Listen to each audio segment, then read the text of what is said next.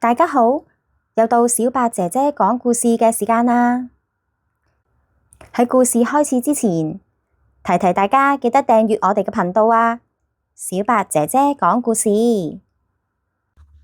今日要分享嘅呢本圖書名字叫《這也是我的家》。鳥媽媽生咗好多可愛嘅小鳥蛋啊！數一數，竟然有29隻啊！呢個係快樂森林入面最多產嘅一胎，大家都好快樂咁歡呼啊！鳥媽媽好努力咁照顧每一隻鳥蛋，但係佢實在太疲倦啦，結果佢自己都病咗啊！鳥媽媽嘅爸爸同埋媽媽嚟到探佢嘅女兒同埋孫仔，佢哋發現女兒病咗啊！為咗愛護佢哋嘅女兒，亦都唔想啲孫仔缺乏照顧，於是佢哋帶咗5隻鳥蛋返去自己屋企照顧啊。5隻鳥兒終於出世啦，佢哋吱吱喳喳咁叫，好快樂咁食嘢，蹦蹦跳跳咁遊戲啊。外公鳥同外婆鳥睇住佢哋成長，樂在心頭。有一日，菲菲發覺自己嘅屋企好似同其他小鳥嘅家唔係咁一樣嘅，佢哋點解咁老嘅？點解照顧我嘅人咁老嘅？我唔想喎，我想去揾一個年輕啲嘅鳥爸爸同埋鳥媽媽喎。菲菲喺森林入面亂飛亂撞啊，佢到處問，邊度可以揾到年輕啲嘅爸爸同媽媽呢？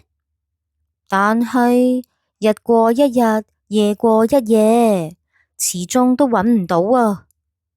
最後佢覺得好疲倦啊，遠遠咁見到一間樹屋，於是佢決定飛去嗰度休息下。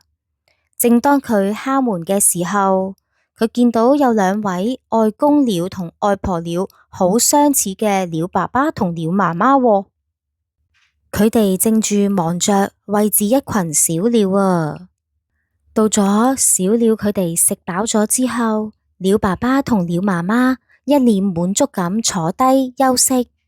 鳥爸爸話：我哋嘅兒女長大之後會變成點㗎？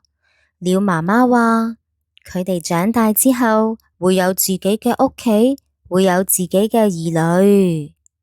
鳥爸爸話：但係佢哋仍然係我哋嘅兒女，佢哋嘅兒女亦都係我哋嘅兒女哦。佢哋嘅兒女嘅兒女亦都永遠係我哋嘅兒女哦。鳥媽媽都話：係哦，我哋嘅孫其實都會好似我哋嘅兒女。